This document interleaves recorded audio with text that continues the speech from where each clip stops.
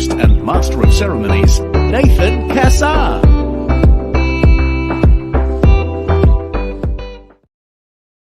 Well, welcome to another exciting episode of the Justice Plan TV and podcast show, where we bring you innovative ideas to make your wedding day truly unforgettable. As always, I'm your host and professional wedding MC, Nathan Cassar, and today we're delving into the sweet world of weddings with a very special guest, Venessa Miller, the creative mind behind Carrelli D'Amore. Now, Vanessa's journey into the gelato business began with her own wedding planning, where she encountered slight lack of personalized service in this particular niche industry. Determined to fill this gap, Venessa and her husband Shaun launched Carrelli D'Amore, a brand built on the dedication to exceptional service and affordability. What started as a single gelato cart has now blossomed into an entire fleet of mobile carts catering to a variety of events. Now, but Vanessa's story doesn't stop there. A primary school teacher turned gelato entrepreneur, she never imagined herself venturing beyond the classroom. However, fate had other plans when her husband built gelato carts for their wedding. From nervous beginnings to a thriving business, Vanessa's journey is a testament to passion and perseverance.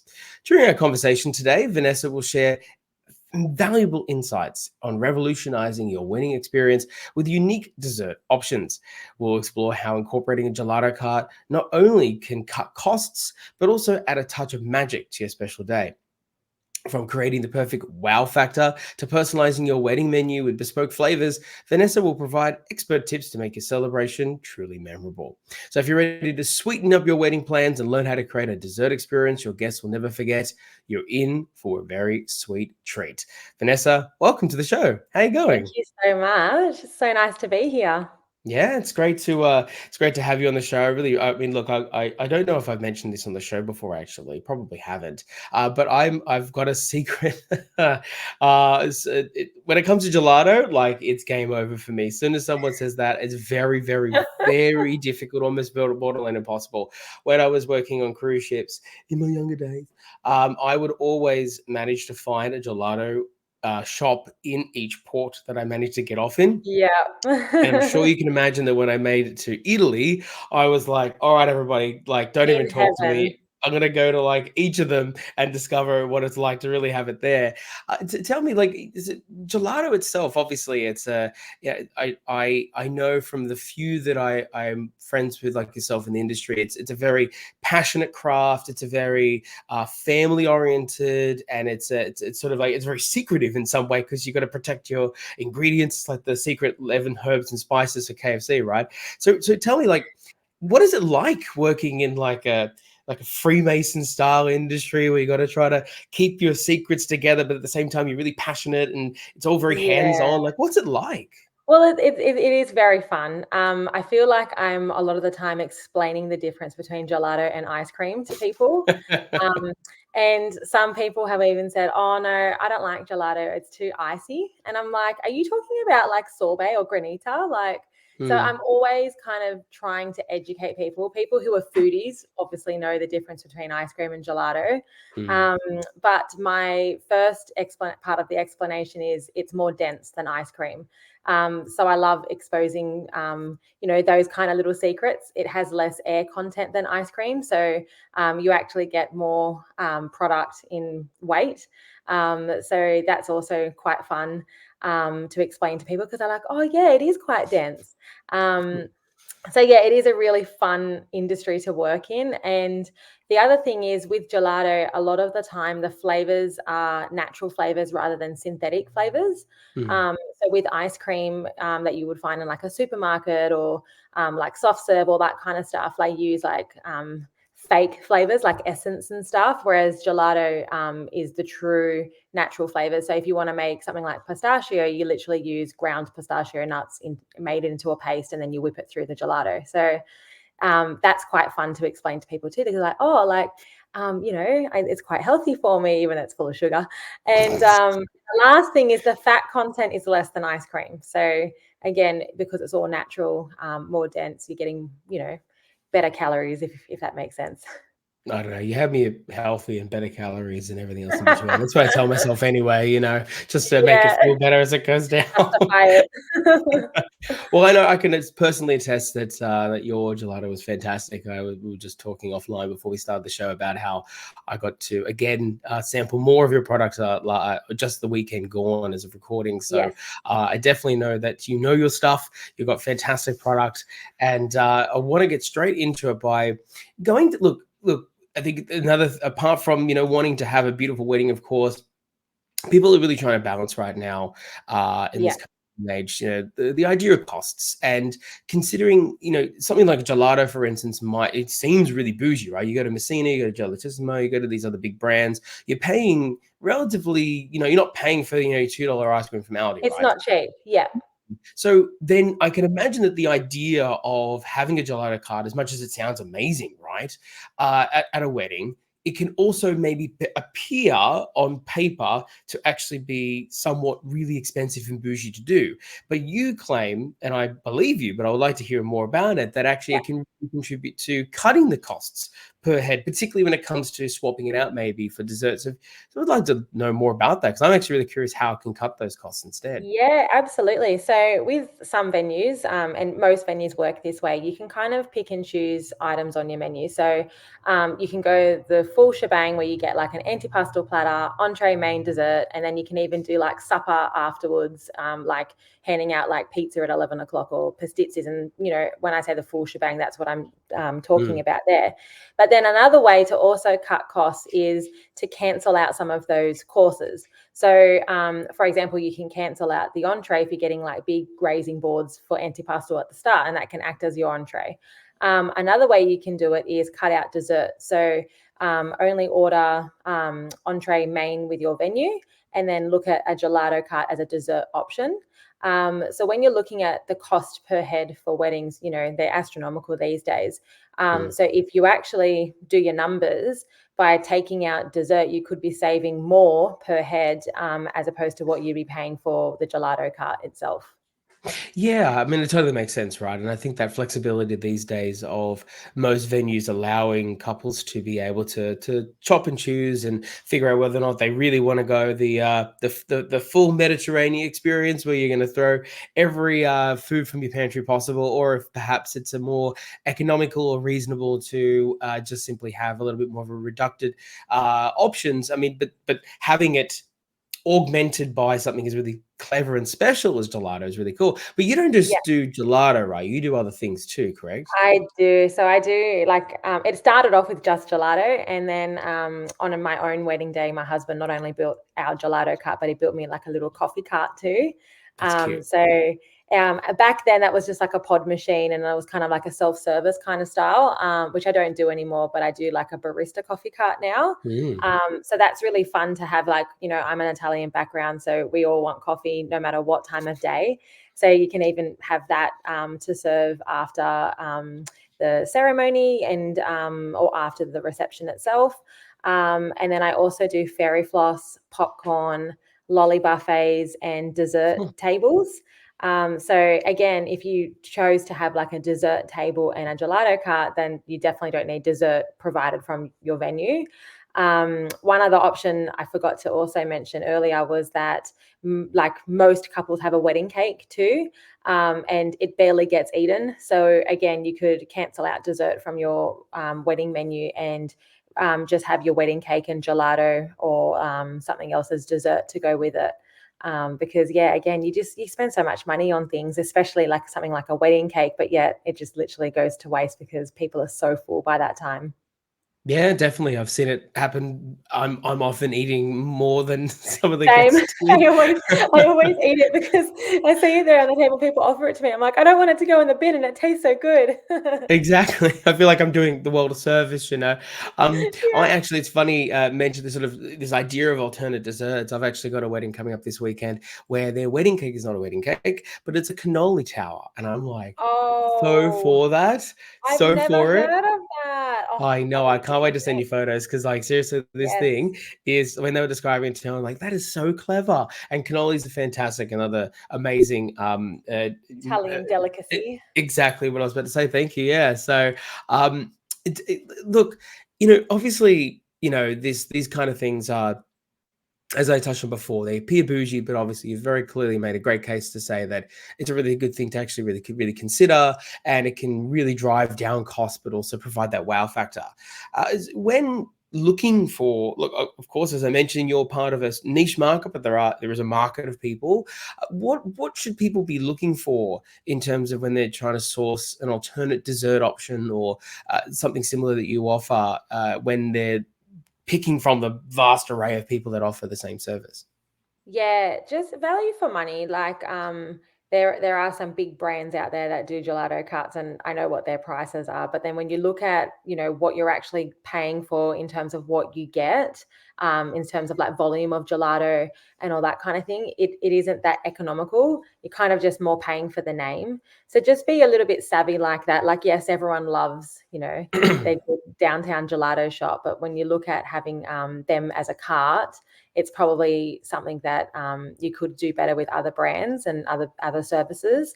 But also look at the flavors too, because a lot of other vendors, although they do like offer gelato and stuff, they only offer us a very select list of flavors, like 10 or 20 to choose from. So a lot of people have come to me and said, oh, I love that you offer so many flavors. It was so hard to pick.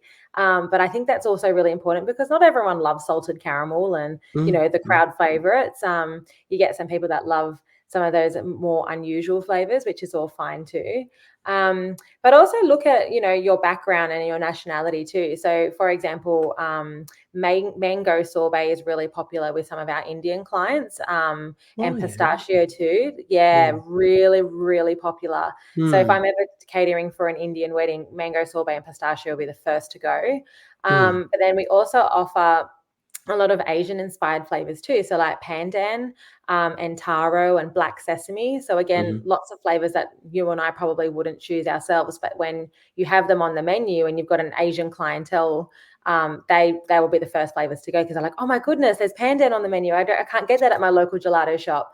So yeah, look at what your background is, and kind of match the flavors to what you think your guests would also like to have and what you and your partner would also like to have.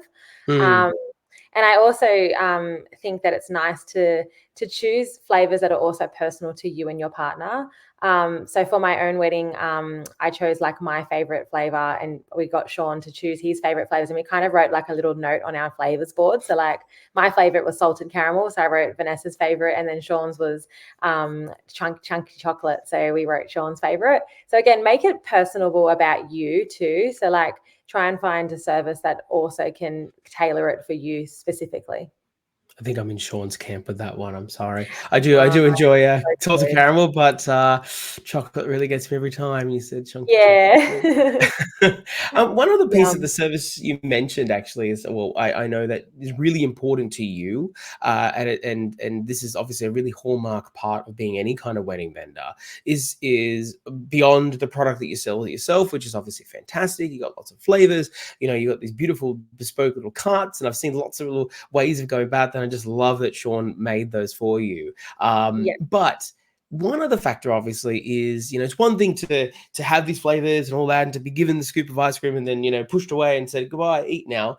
But there's another side to it where you hope to have a loving sort of experience, customer service wise, in terms of that, service with a smile kind of thing. So how can couples out there determine that the operator on the day itself is also going to be a vibe and a part of the atmosphere, and it's not going to be a really sort of downer touch point throughout the night?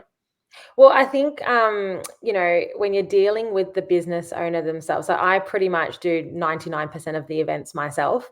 So I'm not a huge company. I'm very family orientated. I claim that we are a tiny, small family business, and we really are.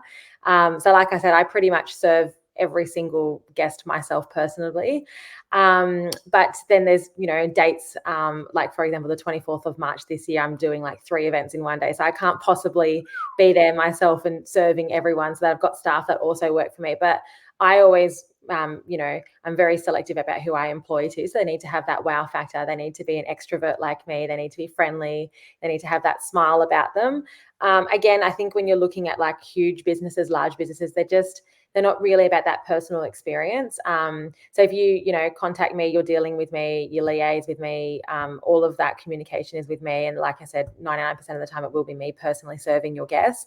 But then when you're looking at it like a large business, you might be dealing with someone else through your emails. Then when it comes to billing and invoicing, you might be dealing with an accounts department. And then when it comes to the actual service on the night, it could be like an untrained uni student who just does that as a side job for like $20 an hour, you know, and doesn't really have much love or care for the actual product itself. It's just a job to them.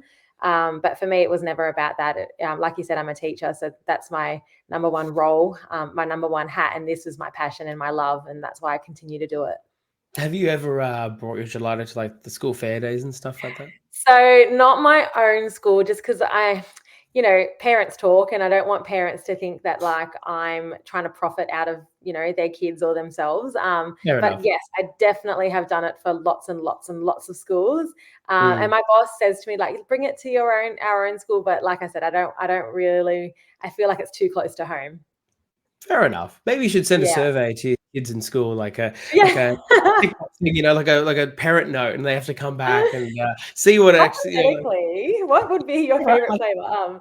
No, like all my students know that I do, because I'm based in the Hawkesbury, and the Hawkesbury is a really small place. Everyone knows everyone.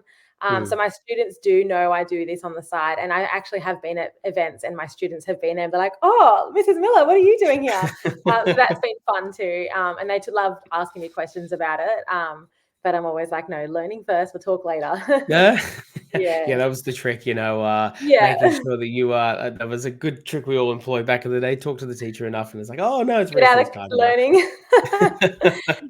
Where it does, where my business really does become extremely useful is for my own children. So I've got young kids, but my 4.5-year-old is actually trying to pick up on what I actually do. So every time we have a party for them, like, Mum, like, can we have fairy floss? Can we have popcorn? Can we have gelato? Can we have this? I'm like, yeah. So yeah, it's funny when their friends come. It's also quite cute.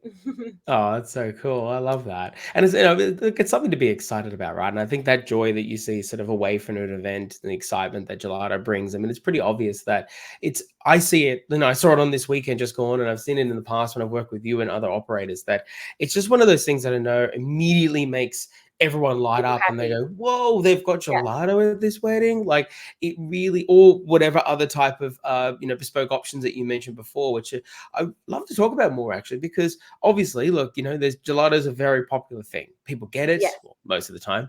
And you know, they understand that, you know, what it's all about, but you have these other different types of things too. Do you find them to be less popular, gaining in popularity? Gaining popularity for sure, but less popular for a wedding dessert option. So if I'm going to do fairy floss or popcorn or coffee, it tends to be more after the ceremony. During that downtime where, you know, people have just walked out of the church, or the garden ceremony is just finished, and they kind of go and have drinks under, like, you know, a big beautiful fig tree. That's when fairy floss, popcorn, gelato are more popular. Sorry, not gelato, coffee I meant. So yes, they are definitely gaining momentum.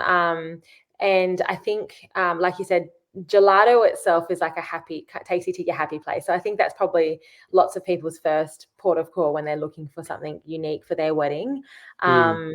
And so, yeah, it's all about, and usually I get bookings for like popcorn and fairy floss and coffee once they've actually sourced a gelato cart from me. And they're like, oh, you actually do that? Oh, we're actually looking for a coffee vendor. Or, oh, we thought that fairy floss might be really lovely to add too. Because again, it's all about the wow factor.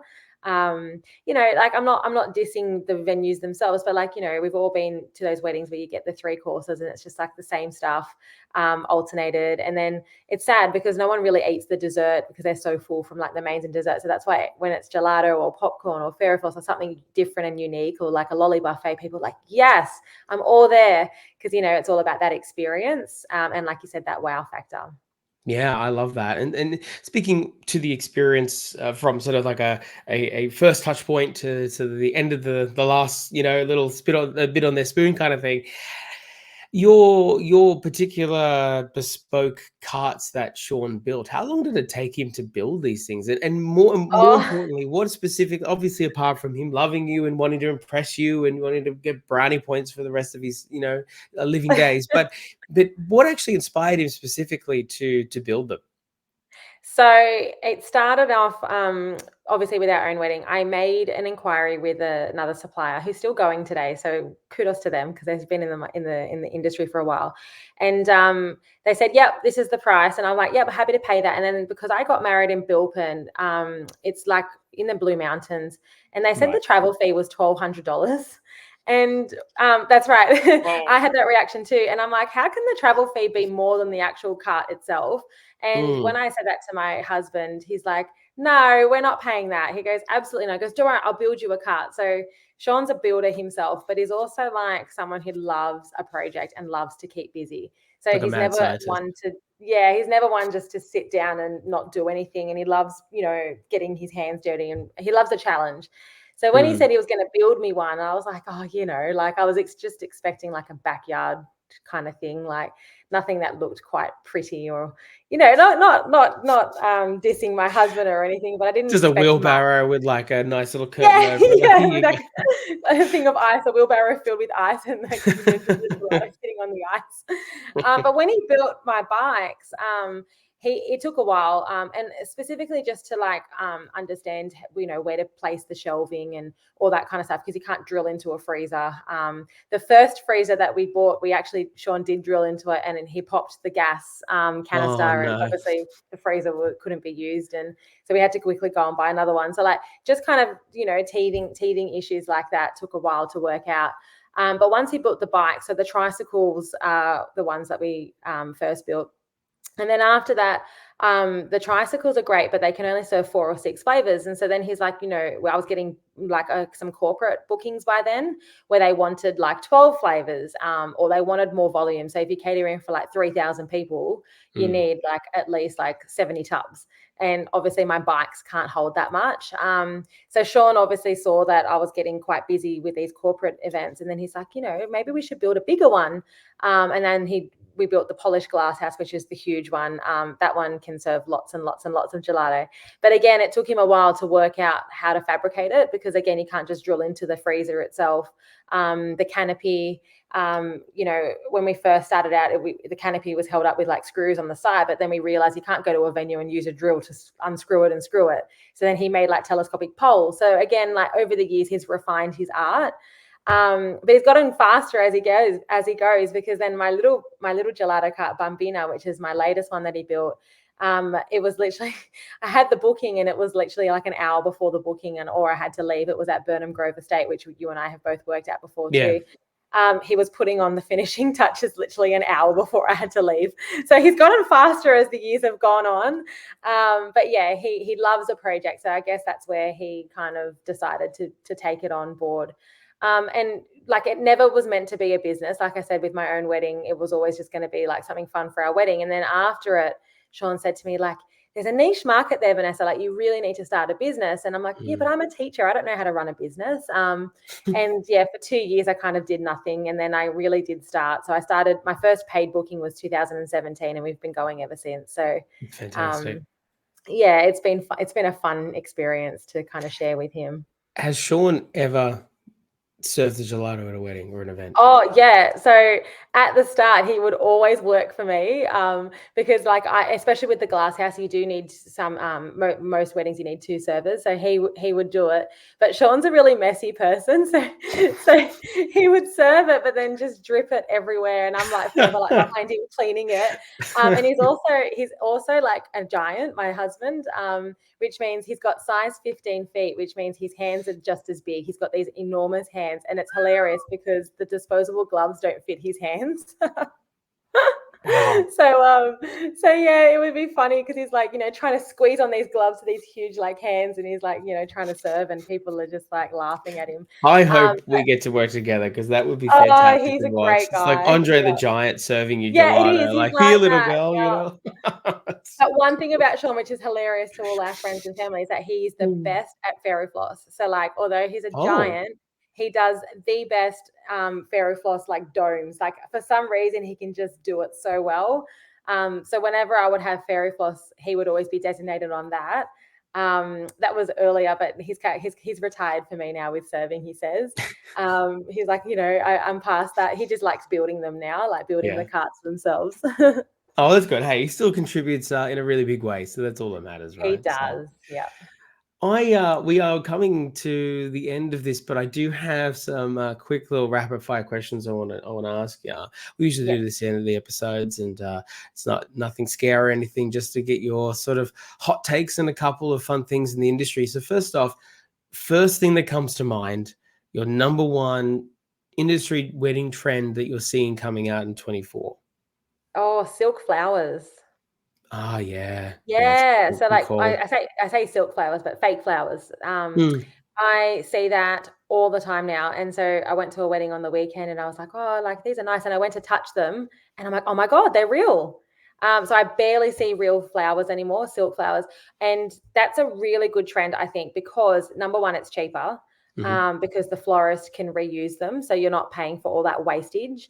And number two, you can get those nice colors that you can't really get from fresh and natural flowers.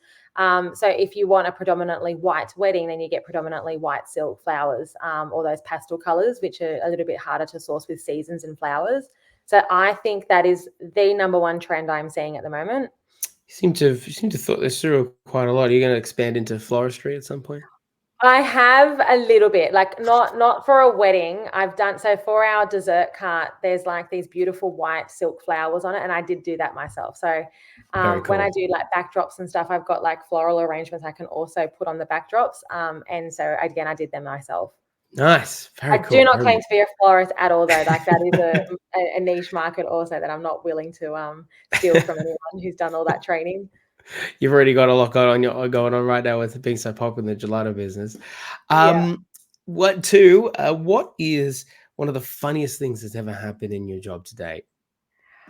Oh, like just people who are funny when they order flavors. Like I was doing a year 12 formal at the end of last year. And as you know, 17 and 18-year-olds, most males at that age are a bit surly and a bit like cross and, don't have much conversation. But there was this one guy that came up to me and he was so much personality and so much energy. And I had these like really nice flavors. And then I go, what would you like? And he's like, I'm getting vanilla bean. I'm going all out. I'm taking a risk. And I was like, because, vanilla bean is normally the most boring flavor. Yeah. So like the way that he said it, I was just like, oh, you're actually quite funny. Like I like that. Like I love people who are funny. And the one question I always get, which is, it used to be funny at the start, but it's not so funny anymore, is when I've got the tricycles, is, did you ride them here all by yourself? And I'm like, now I just say, yeah, I came all the way from Windsor. I rode this tricycle on the road. Like, so again, people try to be funny when they're ordering, which is nice. Like I like people who are funny. I like people who are outgoing. And I like that. But then also the speeches, like there's been some funny speeches like that I've witnessed. And again, like I love listening to people, make fun of each other, but also have a go. But to any of your listeners out there, please do not start your speech with, hi, for those of you who don't know me, my name is Venessa.